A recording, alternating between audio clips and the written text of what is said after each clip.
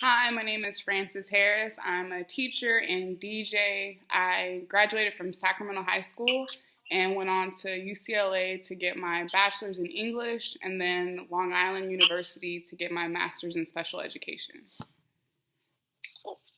So, at what moment did you realize what you wanted to do with your life? I still feel like I'm realizing those moments every day.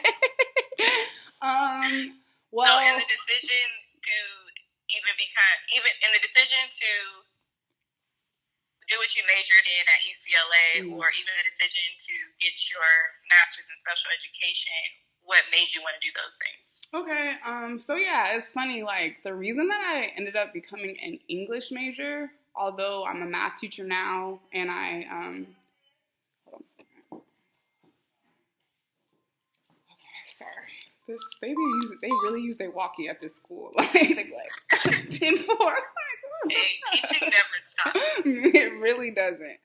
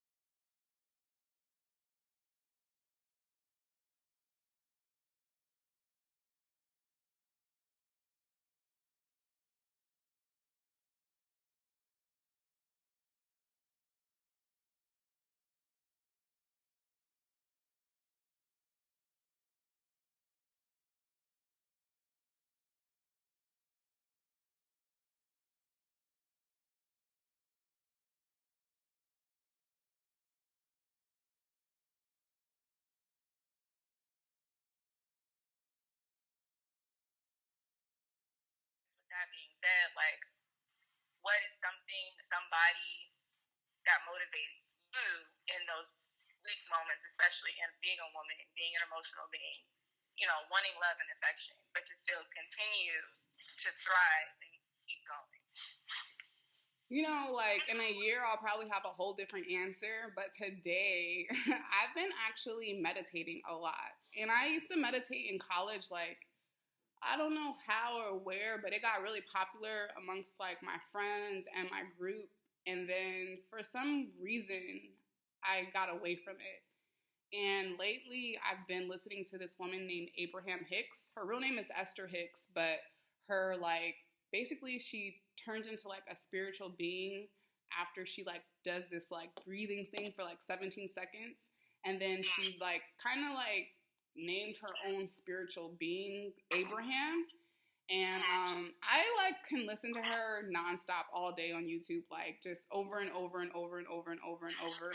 And like that's today. A year ago, I was listening to Lisa Nichols. She's like a big motivation coach. It's so important for me. Like I was just telling myself that today. Like it's so important for me to have that. Like you know, I find different things. I love Oprah. Like there was a time where I was listening to Oprah. Like I'll just type Oprah motivation, and I'll just let it play in the background as I'm doing my dishes or as I'm doing something, and you know, just like trying to figure out who I love the most as far as like their life, and then, and not even Abraham Hicks, but just like sometimes people could tell you the same message, but how they say it is just so different, and you know, like one thing that I love about Oprah's message is like she talks about making your personality match with your dreams and like you don't have to change who you are to find the perfect life. And I love that because I feel like so many like things want they want you to change and do this and that, and it's just exhausting. It is, right. Being a woman in general, I feel like there's so much always to keep up with and making sure that you're doing this, eating that, you know. So I think in just who you are, what do you think you've learned the most? What do you think you've learned the most just about staying true to who you are? My biggest lesson is that I've learned recently is to do what makes me feel good. Don't worry about what I manifest. Don't worry about the end result. Don't worry about what other people are gonna do. Just what makes me smile. Like that is like a full-time job because you know there's so much. So I realized if I can just stay connected to my internal no, Francis, you don't like that. Like, you know, just, and you'll be surprised how much as women we compromise on a day to day. From food to TV shows to, you can just find yourself like being boxed out into like a space that's not even you at all. Like, you know, but it's because like for this person you're doing this and this person you're doing that and this and this. And so you're like tied up. And I've been dating like that. I've been in spaces where I'm working like that. And like, sometimes people, like my coworker at my job, he's like, yo, you're such a bitch, but they don't even say nothing to you. And I'm like, I have this, like, what you can, only you can do is fire me. Like, and I'll just go get a new job. Like, you can't kill me because I'm not going to agree with you. And you can't demonize me for not agreeing with you because I've worked for enough people to know that somebody loves how I'm doing something. You know, you might not like it, but there's a whole other person that would like die to be around me. So I can't move based on how you feel. I can only move on how I feel. And I think I'm old enough to just know that people are so fickle. So I can only be with myself all day. So I can only worry about my own feelings. And it's selfish sometimes when you're dealing with people. But it's like those people that want you to change, they're being selfish because they want you to do something for them. You know? So what I've learned is like, you know, be humble, love people, and usually like my well-being is going to not just be for myself, but I want my friends to win. I want everybody, you know, so me feeling good is not going to be something that harms other people, but I have to make sure that I'm clear on what are my intentions, what is it that I want, so that I'm at least able to communicate when how I feel is different from what you want. And that's been like my biggest thing lately. Okay. 2 more questions. One, something that's trending now. What do you think about what Ayesha Curry said and being in the space of being married to an athlete and then feeling anybody who's ever dated a popular athlete, like that's totally what she said is any girl's feeling. Like, you date these guys and girls are so bold, they throw themselves like in front of your face to the point where you're like, do I need to fight this bitch? Like, what is she doing? But guys are not going to do that. They're not going to disrespect Stephen Curry. So it's like, as much love and attention that guys may want to show her, they'll never do that because it's different for men and women. But how people reacted to her, it made me think like, what she said is totally like, I guess it sucks that we're in a place where we can't be that honest. But like, I've dated guys that are like, I guess I dated a lot of athlete guys, but like, I knew that I always could get guys too. So I guess a lot of people are just like, girl, do you not know how beautiful you are? And I guess like that question comes there. But like, I had to go off on so many people, so many guys. This one guy was like, that's the same as if I compliment a girl and then I get sexual harassment. I was like, how is that the same at all? No, he had a whole story, and I thought it was going to actually go somewhere. He was like, and then I get to work, and basically, if I compliment her, then I lose my job, then I lose my wife. Because he started going, like, I'm like, that's really how y'all really feel? So it's just one of the things where it's like, okay, she's dating this super popular guy and gets no attention or no play, and that's kind of weird because you know that he could have anybody, you know what I mean? And like, it's a daunting feeling to have. Like, anybody that can't relate to her is just, I don't know. I felt like, because I'm not a huge fan of her, like, you know, she has like a fan base, you know? Yeah. So I'm not a huge fan of her, but I felt so bad that people couldn't even, like, are y'all serious? Y'all can't understand what she's saying? But that was just me because I've dated people that, like, I don't know. I don't feel like I've dated a super megastar, but especially in college, like, you date a guy that plays a sport, and it's like, you know that these girls want to be in your space at any moment. Like, they're looking at you like, yeah, you know? So it's like, that energy will bother you if you're having a conversation and you're actually getting down to it. Like, it's easy to open up and be honest, but people, they're afraid of honesty. Like, they want her to just be so happy to be with, like, no, fuck that. Like, be you. So. Right. Okay.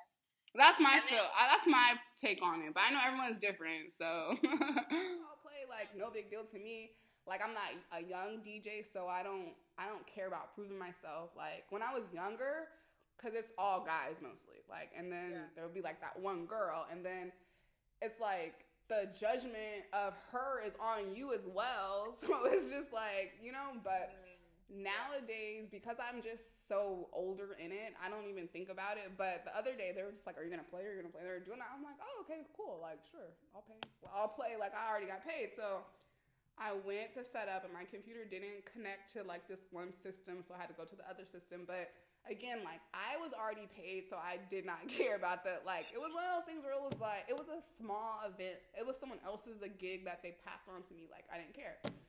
So then when it was time for me to play, like, I just played, and like, I was just doing my thing. Like, it was one of those things where by the time I hooked up to my system, I was like, oh, everyone's judging me. Like, I could feel like so everyone. You're unbothered. Yeah, I'm unbothered. I'm so unbothered, and it's a gift and a curse because sometimes I'm too unbothered, and then I'm like halfway in, and I'm like, oh shit, I need to like let them know what's up, you know? But in this case, like, I was unbothered, and then the party was a good party, and it was like a lounge, so it was already its own, you know, it was already its own feel. So when I got on, the cool thing about me is that I'm a pretty girl DJ. So when people walk past me, they want to party with me. Like, they want to be a part of what I'm doing. You know, it's the same as if you see a pretty girl just dancing at the club by herself. It's like, hey, what's up with her? Like, hey. So I'm that girl in the DJ booth. So when people walk by me, they're like, oh, okay. And then it just becomes, I don't have to do nothing, you know? Like, I don't have to talk on the mic. I don't have to, like, I don't have big titties or nothing, so I can't do nothing extra like that. Like, I could really only just come as myself and do good. You actually have the talent. Yeah, exactly. And that's been my strength. It's so funny because then after the gig, like, the DJs were like, they're like, can I take a picture of you? Like, they were just being so like, and I was like, oh, because y'all probably haven't been with girls that can really rock. Because there's a lot of girl DJs all of a sudden, But like what I've noticed about them is like they're all about the like it's like a dancer that's all about her costume, you know, but not the actual pure Yeah, like not the actual dancing. yeah. Yeah, yeah. And It's that's like basically like what it is, even though that's okay because there's a like that's what I realized because at first I used to be like because I come from being judged by guys who judge that like oh so you all dressed up but you don't know how to plug it in like you know shit like that. So it's like for me I learned all the equipment, I got the turntables, like I did all that work. So now when I come in, like you can't judge me, nigga. I know what I'm doing. Like I paid the dues to do this, you know? right, right. Um You put in the work. exactly. Woman or not, you put in the work and you researched what you needed to do, and you're confident in that. Yeah. I wasn't always though. And that's the thing I realize as I'm saying this to you, like you really have to put in the work or else you won't be confident. Because when I first came into these spaces, that energy of like, bitch, who is you is hard, you know, because you get it from the other girls. Because if you're a girl and you're a DJ that's getting like booked based on being a girl, then when another girl comes, it's like, oh, like, you know, so sometimes you get weird energy from girls and then you get energy from guys. So you really have to just be like, blinders on and just do you and then everyone loves you, you know, because they don't got no choice. Right. So Right. Wow. So do you think you growing up with brothers and having strong relationships with guys and friendships, do you think that also helped you in I the think spectrum? so. It's funny because my friend has a daughter who has two older brothers, and he also has a daughter that's the only child because there's like two different baby mamas. And the little one reminds me of me so much. Like she is a daredevil, and like I see her playing with her brothers, and you know you could just fall back, and your brothers are gonna catch you because you know it's right there. And I do think that fearlessness does come with having men around. I do believe that. Like, and I mean, I just know that from being around my mom. Moms are scary sometimes. Oh, don't do this, just because like of you know, just so whatever. And then you have the males that are like, oh, she'll be okay. So in my growing up, it was dominantly, oh, she'll be okay, she'll be okay, she'll be okay.